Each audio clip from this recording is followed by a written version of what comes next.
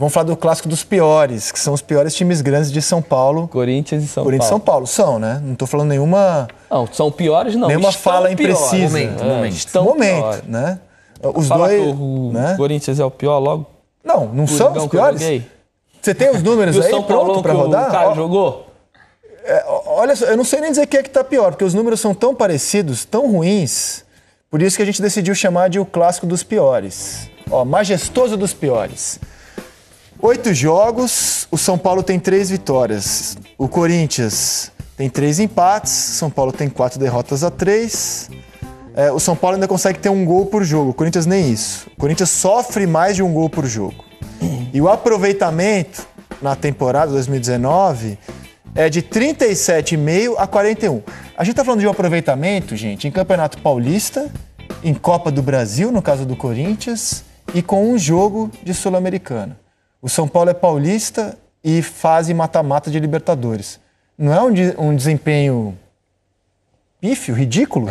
Principalmente pela expectativa gerada em relação a contratações, no caso do São Paulo, da volta do Carille e contratações no caso do Corinthians.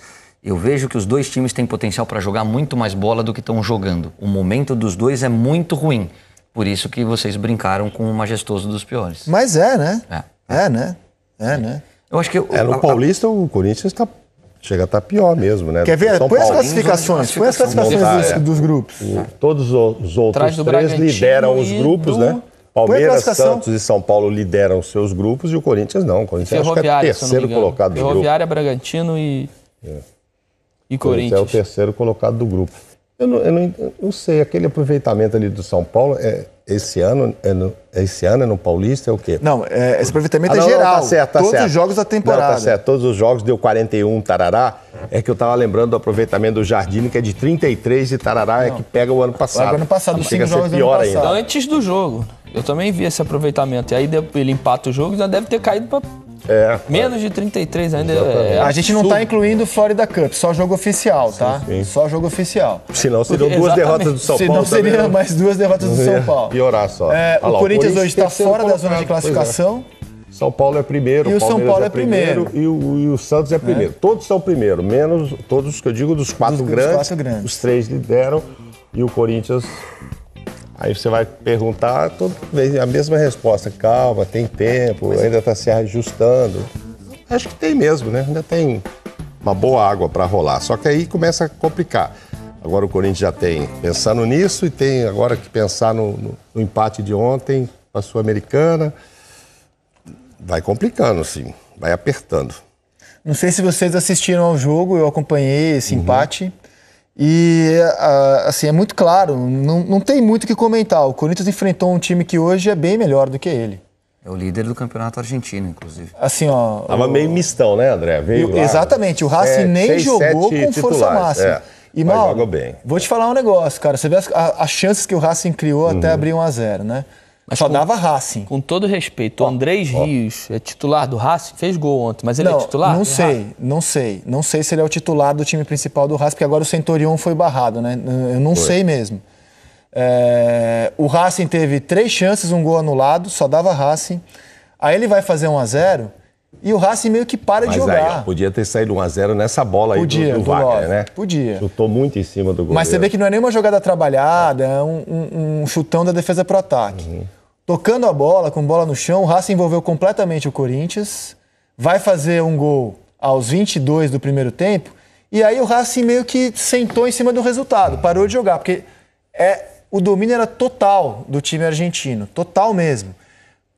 Mostrando pra gente que o Racing, mesmo com time reserva, hoje é um time, e o Corinthians ainda tá tentando ser um time, não é ainda um time, né? Ou tô exagerando? Não tá exagerando. Não é a questão do resultado, né? Ainda... Vale a pena a gente citar, e o Mauro já falou isso, ontem o Corinthians ainda mostrou mais do que vinha mostrando nos outros jogos. Também acho, talvez tenha sido o melhor jogo do ano do Corinthians. O próprio Carille eu acho que reconheceu. Por favor, foi o melhor jogo. Como é que foi escalado o Corinthians ontem? Eu estava no Maracanã, não vi. Pelo que eu tô vendo Fagner, Manuel, Henrique e Avelar. E aí precisa arrumar esse Henrique e Manuel ali, que os dois têm categoria, etc. Tal, mas está pesado, tá lento ali. Aí tá um problema. Aí tinha o Ralf... Carlos Augusto jogando na lateral esquerda. O lateral não foi o Avelar? Não, foi o Carlos Augusto. Suspenso. Aí Ralf, Aí jogou o Sornosa, o Love, Jadson, o Sérgio Dias jogou também. Os 4 e o Gustavo lá na frente. Entrou no segundo tempo. Entrou no segundo tempo, verdade. Entrou no segundo tempo, Quem jogou? Ramiro, então? Ramiro, Jadson. É o que ele fez contra o... É como ele vem jogando. O Ramiro... Contra o Palmeiras. Ramiro, Sornosa... É como ele vem jogando. É como ele vem jogando, assim. Só que ele jogou com o Matheus Vital do lado esquerdo, né? Mas Ralf, Ramiro, Love, Jadson, Sornosa e Gustavo. É como ele tem... É o terceiro jogo que o Love está jogando. Parece que vai ser o Love mais um mesmo. E aí esse um agora parece ser... Não tem como não ser o Gustavo. Love mais um, não. Ali é Gustavo e alguém que ele quiser. Não sei. O Gustavo para a temporada toda, eu não sei. Está com início brilhante. O Corinthians... Agora o time titular acabei de te falar. No momento... eu acho que o time titular é o que jogou ontem. Mas o Love, me parece que durante a temporada toda, será o Love e mais um. Esse um do momento é o Gustavo. Mas veio para ser o mal não consegue. Eu já vejo diferente. Hoje o Corinthians tem um esquema tático revolucionário, que é o 1-0-1. É o Cássio lá atrás e o Gustavo lá na frente, cara. E o resto tentando ainda ver... Não, o Fagner é um jogador que tem jogado bem, como sempre jogou. Mas o Corinthians hoje é isso, ó. Sim, claro. É o Cássio e o Gustavo. São as peças que estão fazendo pouco que o time fez nesse ano. Cássio e Gustavo. Cássio ontem evitou um placar maior do Racing e o Gustavo... Vocês querem ver o que a gente já pode chamar de Gustagol dependência? Põe todos os gols do Corinthians no ano, em ordem cronológica. Olha só o que é o Gustavo pro Corinthians em 2019. 6 dos 8, né? 1-1 contra o Santos, gol do Gustavo. Aí gol do Henrique contra o São Caetano. Contra o Guarani, o gol do Corinthians, Gustavo. Contra a Ponte Preta, o gol do Corinthians, Gustavo. Vitória sobre o Palmeiras, gol do Avelar. Aí empate com o Ferroviário, que classificou o time na Copa do Brasil, 2 gols do Gustavo. Empate com o Racing, Gustavo. Por isso que a gente mostrou aquela capa perguntando se o Gustagol é o maior brasileiro pós-Pelé dos últimos anos. Fez 6 dos 8, né? O Corinthians também fez pouco, né? Além de tudo. Mas acho que o problema, assim, pro estilo Carille de ser, precisa arrumar é a defesa. Já tomou mais gols do que fez. Antigamente, ele, o Tite, etc. Até podiam fazer poucos, né? Vários. Estatística do Tite é 1-0, 1-0, 1-0, mas era 1-0, né? Não tomava. Então, aí quando você olhar o saldo de gol, havia o equilíbrio. E esse time aí tá tomando gols. Eu acho que tá faltando acertar ali um ajuste. Claro que no lance do gol ontem, é falta de sorte do Henrique, bate numa perna, bate noutra, etc. Não é uma falha. Mas a zaga não tá bem. Mas não tá bem ali. Eles não estão conseguindo jogar bem. Precisavam. Você acha que eles estão se... Não. Eles não estão jogando bem. Eu acho que por ser início de trabalho, quando eu digo início de trabalho, a gente já passou da 6ª rodada, então dá para cobrar um pouco mais. Mas é porque alguns desses jogadores, como o Manuel, chegaram depois. Então ele ainda não atingiu esses 6 jogos com a camisa do Corinthians. A linha de raciocínio do Carille eu acho que é bacana. É o quê? É fixar uma dupla de zaga e dar continuidade para que eles tenham tempo e adquiram entrosamento para ver se funciona ou não. O que me preocupa um pouquinho mais é característica individual. Eu não sei se vai casar. Eu acho que, por exemplo, o Marlon hoje está jogando mais bola do que o Henrique. As partidas que eu fiz do Marlon me deixaram uma impressão muito boa. Na derrota contra o Novo Horizontino, ele jogou bem. E foi eleito, inclusive, o melhor em campo. Então, assim, eu acho que é importante você dar confiança pro atleta. E o Henrique é um cara rodado, um cara gente boa, super experiente e tal. Merece essa oportunidade, essa continuidade. Mas eu acho que o Carille tem que ter no radar o seguinte, olha, tenho que começar a pensar se esse estilo dos dois juntos funcionam. Porque tem Pedro Henrique, porque tem o Léo, falar uma coisa, Caio? Tem o Marlon, tem muita gente boa Caio, aí. A gente tá falando da dupla de zaga. Eu quero estender um pouquinho mais esse time do Corinthians. Você não acha que a gente falou muito do meio-campo do São Paulo, que ela pesado, pouca mobilidade? Você não acha que esse meio-campo do Corinthians também... Porque hoje o futebol, o que ele pede? Velocidade, explosão, mudança de direção, vai e vem. O meio-campo do Corinthians hoje, o que jogou ontem, tá? Ralf, Jadson, Sornosa, Ramiro e o outro foi? O quarto? O Wagner Love. Wagner Love nessa linha de 4. São 5 jogadores com o Ralf que fica atrás dessa linha de 4 que não tem mais velocidade. que não tem essa velocidade, essa transição rápida, essa mobilidade de inverter o posicionamento, de mudança de direção. São 5 bons jogadores. Mas será que o Carille consegue encaixar o time competitivo com esses 5 no setor mais importante do time? É uma questão que a gente tem que discutir. Eu acho, para mim, o problema do Corinthians hoje é justamente esse que você levantou. O que o Mauro está dizendo é, assim, o histórico, o jeito de trabalhar do Carille... E aí expõe a zaga, sempre teve Caio. defesas muito sólidas e que sofriam muito poucos gols. Então, mas aí é uma exposição. Se você não tem jogador de velocidade que consegue acompanhar o lateral, que consegue fazer essa proteção à frente dos zagueiros, você expõe os zagueiros. Aí eu já vejo um pouquinho diferente. A bola vai começar a bater mais lá atrás. No conceito você tem razão, mas eu não, o Corinthians, os gols que o Corinthians tem tomado, a maioria deles são, sabe o quê? Jogo aéreo.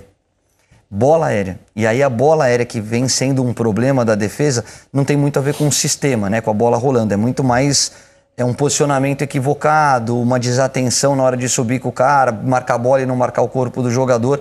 E o Corinthians tem falhado. Aí o Mauro levanta essa tecla que é importante. O jogo com o Ferroviário foi uma tormenta para a defesa. 2 bolas na área, 2 gols. E aí, o menino fez 2 gols lá, deitou e rolou, ganhava tudo que era jogado. Agora, o que eu concordo 100% com você, Roger, é o seguinte: dentro dessa característica de time, quando você tem a bola, o Corinthians, o ano passado, tinha um elenco que tinha muito menos opções, é uma situação completamente diferente, mas tinha uma carência no camisa 9. Hoje você tem um camisa 9. Você tem 3. Hoje é o Gustavo, a bola da vez, o Bozelli que está esperando a oportunidade dele, e o Love numa situação completamente diferente, trabalhando um pouquinho mais recuado como segundo atacante ou fechando uma lateral aqui. Enfim, aí depende muito do que o Carille propõe para a partida.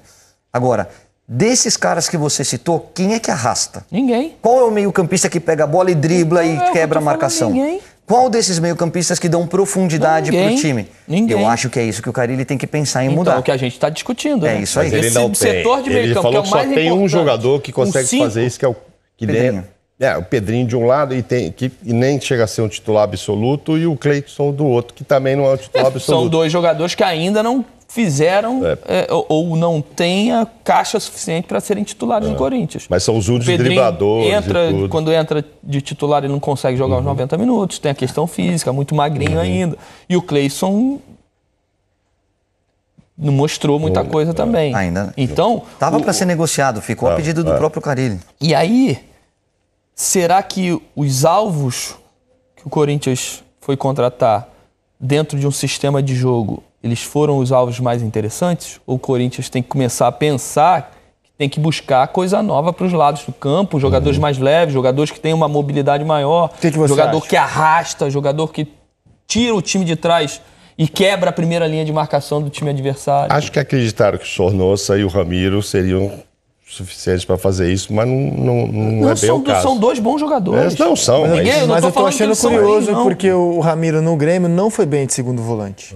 E é a posição na qual o Carille tem escalado o Ramiro no Corinthians. Eu tô achando muito curioso isso. A questão não é essa, porque se você botar o Ramiro pro lado do campo, como ele jogou no Grêmio bem. Como ele jogou no Grêmio, mas não tiver um jogador de velocidade por dentro e pelo outro lado, o Ramiro também não vai funcionar. Como era o Everton no Grêmio. Exatamente, não vai funcionar também. Lembra o campinho que a gente mostrou do Fluminense? Porque é tudo muito igual, cadenciado, inteligente, bom passe, não sei o que, mas é exatamente o que o Caio falou, ninguém arrasta. Ninguém muda o patamar do Corinthians, ninguém muda o setor do campo do Corinthians. Aquele campinho que a gente mostrou do Fluminense é muito do que o Corinthians está propondo, mais do que o jogo de ontem, tá? Aí eu vou falar um pouquinho mais do jogo do Novo Horizontino, onde eu trabalhei na transmissão. Ele tem feito, como o Roger citou, essas 2 linhas de 4 e deixando o Wagner Love para flutuar, para jogar como um segundo atacante ao lado do... Bozelli. Na oportunidade foi o Bozelli, agora é o Gustavo. Só que aí esses 2 jogadores, o Wagner Love já não é um jogador de explosão. Acho que joga muito, pode ser titular e tal. Mas essa segunda linha de 4... um desses caras tem que ser mais agressivo, tem que ser mais veloz, tem que sair, tem que ter explosão para incomodar o adversário, senão você fica muito previsível. Aí você mata os 2 homens de frente. Rouba a bola aqui, você tem essa linha de 4, né? Você roubou a bola. Um tem que fazer isso aqui, ó. E aí, ou por dentro ou por fora, né? Tem que esticar. Porque quando ele estica, ele leva a linha do adversário para trás. Você tem mais espaço para trabalhar por dentro. E você tem a opção de botar entre o zagueiro e o lateral. Então isso tudo o Corinthians não tem, ele não consegue. Quando rouba a bola, os 4 da linha vão andando na mesma velocidade, com a mesma cadência, e aí fica muito fácil de marcar. o 4-1, 4-1 do Tite, né, que ficou famoso na passagem dele pelo Corinthians, você tinha o Jadson de um lado do campo e o Malcom do outro. O Malcom é um atacante que tem não só profundidade, mas que tem o drible. E o Jadson saía dessa lateral para virar um 10. E o Jadson há 5 anos atrás, né? Exato. E o Jadson há 5 anos atrás. Hoje em dia, e aí você tem a ultrapassagem do Fagner por esse direito. Você cria o corredor para o lateral se projetar. Hoje em dia, o Matheus Vital, quando joga naquela função, não tem essa característica de ir para dentro e trabalhar de costas para os 2 homens de frente. E quando joga o cara aberto do outro lado, o Ramiro no Grêmio, ele era um cara de corredor. E ele fazia uma ocupação de espaço para quem? Para o flutuar o Maicon, o Luan, o Everton. E esses caras ditavam o ritmo do time. E aí aquele era muito eficiente, porque a bola com o Ramiro não queima no pé dele. Mas o Ramiro não é o Paulinho, o Ramiro não é o Elias, o Ramiro não é aquele cara que vai voltar e vai decidir jogo aparecendo como um elemento de surpresa. Ele é um cara que trabalha muito mais taticamente. É isso que eu acho que é o ajuste ofensivo que está faltando no trabalho do Carille. Que não viu no Vital e nem no Arauz, que ele está... Vitalidade também, são os meninos jovens, novos, mas que também... não tem característica de explosão. Não tem ainda. Não tem. Ontem pegada, jogou o Fluminense. Tá longe de virar um time, jogou então, nessa linha aqui. Falta muito pro Corinthians virar um time, hein? Exatamente, falta muito, peça. Hein? Falta peça. Você, às vezes, contrata, mas contrata para a mesma posição e jogadores com as mesmas características. Se você não tiver característica diferente, principalmente dos lados do campo, ontem o Fluminense jogou com o Bruno Silva, jogou demais, que é o que a gente está falando do Ramiro, que pode fazer, que é um jogador tático, que é um jogador de força, mas que não tem explosão para chegar na frente. O Everaldo, que corre mais do que notícia ruim do outro lado. Rouba a bola aqui, ele dá uma esticada. O Corinthians não tem esse jogador. Não estou nem analisando a qualidade do Everaldo, tá? Estou só falando a possibilidade tática que ele dá diferente para a equipe do Fluminense. E é isso que a gente está falando do Corinthians. O Corinthians não tem. E com tudo isso, não tem a menor dúvida que o Corinthians terá uma temporada e vai ser extremamente competitivo. E eu acho que não corre risco, não passa sustos. Você tem essa convicção? Porque assim, a Sul-Americana, eu acho que ele já entrou contra um adversário melhor que ele, que já era favorito. Com o resultado de ontem, o Racing passa a ser ainda mais favorito. 0-0 na Argentina, o Racing passa. Então, a chance de avançar na Sul-Americana já não é grande. Na Copa do Brasil, por muito pouco, não foi eliminado pelo Ferroviário. Você consegue cravar que o Corinthians vai ser competitivo em 2019? Competitivo, eu posso até estar errado, e quando lá em dezembro a gente conversar, sem problema... Não, eu não sei, estou perguntando porque eu não sei, realmente eu não sei. O que eu acho que eu não vejo esse Corinthians brigando por título. Do jeito que tá, com os jogadores que chegaram, é um Corinthians que vai sofrer menos do que sofreu no Brasileiro do ano passado, porque ganhou o Paulista, sim, porque foi brigou para não cair no Brasileiro. Também então, acho que não briga para não cair. Não briga para não cair. Agora, tá faltando características diferentes para dar o salto para... Eu não sei como o Carille não deixou escapar o Tardelli, por exemplo. O Tardelli é o cara que se encaixa perfeitamente nisso tudo que a gente está falando. Atacante, artilheiro, recompõe, tem drible, trabalha por dentro e tal. Agora fechou com o Grêmio. Era o cara que estava dando mole. Mas você é o Tardelli. Não sei, não. Você não acha que ele entraria? Não. Lógico que o Tardelli entraria. Em qualquer time caía bem, mas eu acho que o Tardelli é o camisa 9, que o Corinthians tem. Eu acho que você acha que ele vai jogar de 9 no Grêmio? Vai jogar de 9 no Grêmio. Boa discussão. O Grêmio não encontrou o camisa 9. Boa discussão. O Jael foi pro Japão agora. Quem que tá ali? O Felipe Viseu e o André. O André não funcionou ainda. Você acha que não dá pro Grêmio jogar com um quarteto? Everton, Luan, Tardelli e Viseu? Nos jogos mais competitivos, acho que ele não joga assim, não. Eu acho que ele joga só com o Everton do lado, o Luan por trás e o Tardelli. A gente vai ter essa discussão com o Saraiva, lá na frente. É que o Grêmio tem um jeito de jogar diferente de todos. Agora, você é o Tardelli. Vocês são jogadores. Você está voltando para o Brasil. Você tem uma proposta para jogar no Grêmio, mas no Corinthians. Em termos esportivos, hoje, não é mais interessante jogar no Grêmio, na Libertadores, com um time que está voando, que você tem a chance de conquistar a América? Hoje, o Corinthians... Pensando esportivamente, não é mais interessante ir para o Grêmio? Sim, joga melhor, joga o estilo que o Tardelli gosta, de trabalhar a bola por baixo, de uma bola enfiada. Pagou melhor também, né? Paga o salário mais perto daquilo que ele quer. Não, pagou. Não sei nem o valor, tô falando assim, em termos esportivos. A proposta... Deixando o coração de lado. Quem chegou mais perto do que ele queria em dinheiro foi o Grêmio, obviamente. E agora, esportivamente, também. Tudo isso que você está falando. Pô, tá na Libertadores, tá com o time muito mais pronto. E... não sei se ele chegar no Corinthians, porque agora só se fosse uma oportunidade muito boa de mercado, de grana para o Corinthians comprar, porque Na verdade, já tinha arrumado o 9, cara. Já arrumou o Wagner, já arrumou então, com o Gustavo e foi buscar o Bozelli. Por isso que eu penso diferente do Caio. Eu acho que ia sobrar. O Tardelli não ia ser esse jogador do lado que o Corinthians está precisando. O Tardelli seria o titular da camisa 9 do Corinthians, porque é um centroavante diferente. É que eu vejo o Tardelli... não tiraria o Corinthians desse setor mais importante do meio-campo do marasmo que está. Você jogaria com Wagner, Love, Gustavo e Tardelli, com esse trio ali, é isso? Ou tiraria até o Love. Vou falar de mim. Gustavo, eu como característica, quando eu jogava, eu nunca fui o cara de 1,90 m para brigar por cima, nunca fui um super artilheiro. Eu precisava jogar em times técnicos, onde a bola chegasse o tempo todo, onde a gente tivesse movimentação. Por quê? Porque eu abria espaço, eu voltava, alguém se infiltrava. Então, assim, eu dava muita opção. Hoje esse é o Grêmio. Hoje um atacante que quer jogar sem essa responsabilidade da camisa 9, que quer pegar na bola toda hora, que seja técnico e inteligente, vai pro Grêmio. Você vai cansar de fazer gol ou vai pegar na bola toda hora. Por quê? Porque o conceito de jogo do Grêmio é extremamente ofensivo. Ele quer a bola o tempo todo e ele envolve o adversário o tempo todo. Mérito do Renato e de alguns jogadores ali como o Everton, o Luan e o Maicon, que dá muita qualidade na saída de bola. Se você vem para o Corinthians, eu acho que o Tardelli não seria usado como 9. Eu acho que ele seria um segundo homem de ataque. Como tá o Love. Ou até um cara ali de beirada tendo essa liberdade para se movimentar. Então, assim, depende muito de como você quer enxergar o Tardelli. Hoje ele, para a seleção brasileira, eu penso no Tardelli brigando pela 9. Tô falando que ele tem que ser convocado. No Corinthians, eu vejo ele pela beirada, como um segundo atacante. No Grêmio, ele pode fazer as duas funções. Vai depender muito da estratégia do adversário. Até porque centroavante... O Atlético Mineiro, ele sai do Atlético Mineiro porque tem uma discussãozinha com o Levi por causa disso. Que o Levi botava ele pro lado do campo e ele não queria. Jogando com o Jô, né? Exatamente. E no Corinthians, o Tardelli teria a concorrência desse cara aqui, ó, que virou essa capa maravilhosa que a gente mostra pra vocês. O Gustavo, o maior centroavante dos últimos 10 anos, pós-rei do futebol. E esse cara aqui, que a gente tá eternizando nesse meme aqui, a capa, que é uma brincadeira. Agora eu vou mostrar uma foto que não é montagem. Olha o Gustavo cabeceando. Essa foto é de um fotógrafo do Corinthians. Olha ele cabeceando pro gol, como ele tá olhando pra bola, cara.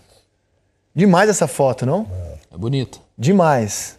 Bonito. Essa foto é do Rodrigo Coca. E o tanto que ele sai mais do que o marcador, né? Gustavo. Agora, assim, o Gustavo, a gente tá falando do Tardelli, que podia escolher onde jogar. O Gustavo não podia. O Corinthians queria trazê-lo de volta do Fortaleza, onde ele foi artilheiro da Série B. Mas a ideia original é que ele fosse uma opção ao Bozelli. O Bozelli chegou para ser titular. Só que o Gustavo, cara, tá jogando de um jeito que agora o Bozelli é que vai esperar a chance dele. Alguém aqui esperava que no dia... Hoje é 15 ou 16? 15 de fevereiro. A gente falaria que há uma Gustavo dependência no Corinthians. Alguém esperava isso? Fala a verdade. Nem o Carille. Acho que nem o Gustavo esperava. Nem ele mesmo. Né? Nem ele mesmo. Mas você vê como é importante sair, de repente refrescar, diminuir um pouquinho a expectativa, ir para uma Série B, onde o treinador confia em você, onde você vai ter sequência, e aí você se torna um jogador importante, se torna o artilheiro, você volta num outro patamar, e aí é o que eu sempre falo, o jogador reclama de oportunidade. Oportunidade, se prepare porque ela chega, e quando ela chegar, você tem que agarrar. É exatamente o que o Gustavo fez. Não era o centroavante mais badalado, não era a primeira, talvez nem a segunda opção. O Corinthians estava no mercado em busca de Bozelli, Wagner Love e outros jogadores. Deu a oportunidade, não sai mais. E não é só pelos gols, porque tem aquele centroavante da bola do 4-0, aquele centroavante que pega 2 vezes na bola e faz 2 gols. Ele toca em todas. Ele está sendo extremamente perigoso, gente. Participativo demais. E tanto é que o Carille se surpreendeu, que perguntou o que aconteceu com você, a que se deve isso? Ele falou ao Rogério Ceni e ao Hélio dos Anjos. O Carille falou, me dê o telefone deles, por favor. E o Carille ligou para conversar com o Hélio dos Anjos e com o Rogério Ceni para parabenizá-los pelo tanto que... para agradecer. Para agradecer. Vocês me deram outro jogador. Vocês mudaram a passagem dele lá tanto lá jogando lá em Goiás como jogando no Ceará, né? No Fortaleza. Parece que no e o amadurecimento dele também chegou muito assustado lá no Corinthians, veio novo, mas veio com fama de artilheiro também, né? Veio de Santa Catarina, acho que do Criciúma, quando ele chegou lá. Tinha sido um grande artilheiro também, mas estava muito novo, ficou assustado. Agora ele está relaxado, com moral. O Carille ligou lá, não sei o que isso. Assustado eu tô é com o São Paulo. Parece que nesse telefonema, na hora de desligar, ele falou assim, tenho mais 3 aqui, quer? Eu vou deixar eles com vocês e você me devolve do mesmo nível que você devolveu o Gustavo. Assustado eu tô é com o São Paulo, cara. Tá muito difícil prever o que é o dia de amanhã no São Paulo. A Fabiola Andrade, nossa repórter, acompanha as novidades no Tricolor Paulista.